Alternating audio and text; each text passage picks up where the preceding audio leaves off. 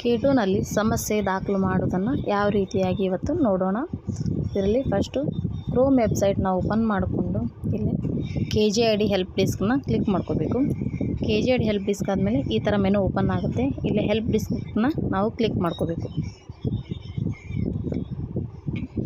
ಇಲ್ಲೇ ಸೂಚನೆಗಳಿದೆ ನೋಡಿ. ಇಲ್ಲೇ ಕೆಳಗೆ ಸಮಸ್ಯೆಯನ್ನು ದಾಖಲು ಮಾಡಲು ಇಲ್ಲಿ ಕ್ಲಿಕ್ ಮಾಡಿ ಇದೆಯಲ್ಲ, ಇಲ್ಲೇ ಕ್ಲಿಕ್ ಮಾಡ್ಕೋಬೇಕು.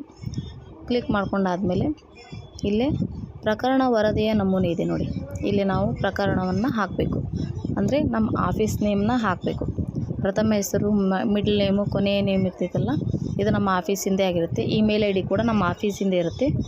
ಸ್ಥಳ, ಯಾವ ಸ್ಥಳ, ಗದಗು ಬಾಗಲಕೋಟೆನೋ ಅದನ್ನು ಕ್ಲಿಕ್ ಮಾಡ್ಕೋಬೇಕು.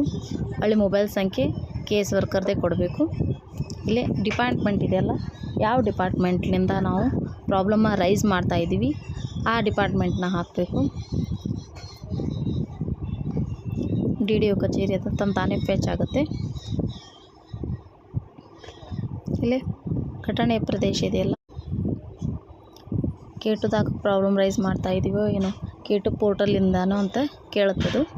ನಾವು K2ದಾಗಿದ್ದರೆ K2ನಲ್ಲಿ ಕ್ಲಿಕ್ ಮಾಡ್ಕೋಬೇಕು, ಅಥವಾ ಖಜಾನೆಯಲ್ಲಿದ್ದರೆ ಖಜಾನೆಯಲ್ಲಿ ಕ್ಲಿಕ್ ಮಾಡ್ಕೋಬೋದು. ಹಾಕ್ಕೊಂಡು ಇಲ್ಲೇ ಪರಿಶೀಲನಾ ಪಟ್ಟಿ ಅಂತಿದೆ ನೋಡಿ. ಪರಿಶೀಲನಾ ಪಟ್ಟಿ ಒಳಗೆ ನಾವೇನು ಮಾಡಬೇಕು, ಈಗ ನಾನೊಬ್ಬರು ಪೆನ್ಷನ್ನದ ಬಗ್ಗೆ ಕೇಳಿದರು, ಹಾಗಾಗಿ ಪೆನ್ಷನ್ ಪ್ರಾಬ್ಲಮ್ನ ನಾನು ಯಾವ ರೀತಿಯಾಗಿ ಹಾಕಬೇಕು ಅನ್ನೋದನ್ನು ಇಲ್ಲೇ ಕಾಣಿಸ್ತಾ ಇದೆ ನೋಡಿ. ಇಲ್ಲೇ ನಾನು ಪೆನ್ಷನ್ ಅಂತ ಕ್ಲಿಕ್ ಮಾಡ್ತೀನಿ. ಅದಕ್ಕೆ ಸಂಬಂಧಪಟ್ಟಂತೆ ನಾವಿಲ್ಲೇ ಘಟನೆ ಮತ್ತು ಸಾರಾಂಶವನ್ನು, ವಿವರಣೆಯನ್ನು ಡೀಟೇಲ್ ಆಗಿ ಬರೆದು ಮೊಬೈಲ್ ನಂಬರ್ನ ಹಾಕಿ ಚೂಸ್ ಫೈಲ್, ಅದಕ್ಕೆ ಏನಾದರೂ ಅಟ್ಯಾಚ್ ಮಾಡೋದಿದ್ರೆ ಇದಕ್ಕೆ ಅಟ್ಯಾಚ್ ಮಾಡಿ ಅಪ್ಲೋಡ್ ಮಾಡಬೇಕು. ಆಮೇಲೆ ಕೆಳಗೆ ಕೊಟ್ಟಿರ್ತಕ್ಕಂಥ ಕ್ಯಾಪ್ಚಾನ ಹಾಕಿ ಸಲ್ಲಿಸು ಅಂತ ಕೊಟ್ಟರೆ ಟಿಕೆಟ್ ನಂಬರು ಜನ್ರೇಟ್ ಆಗುತ್ತೆ.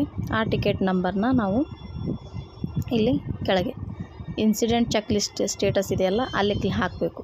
ಹಾಕೋದ್ರಿಂದ ಟಿಕೆಟ್ ಸಂಖ್ಯೆನ ಹಾಕಿ ಹುಡುಕು ಅಂತ ಕೊಟ್ಟರೆ ಅದಕ್ಕೆ ಏನು ಅದಕ್ಕೆ ಸಂಬಂಧಪಟ್ಟಂಗೆ ಅದು ಸಾಲ್ವ್ ಆಗಿದ್ದರೆ ಸಾಲ್ವ್ ಅಂತ ತೋರಿಸುತ್ತೆ. ಇಲ್ಲಾಂದರೆ ಅದಕ್ಕೇನು ಸಂಬಂಧಪಟ್ಟಂಗೆ ಡಾಕ್ಯುಮೆಂಟ್ ಸಬ್ಮಿಟ್ ಮಾಡೋದಿರುತ್ತೆ, ಅದನ್ನು ಮಾಡ್ಬೋದು. Thank you.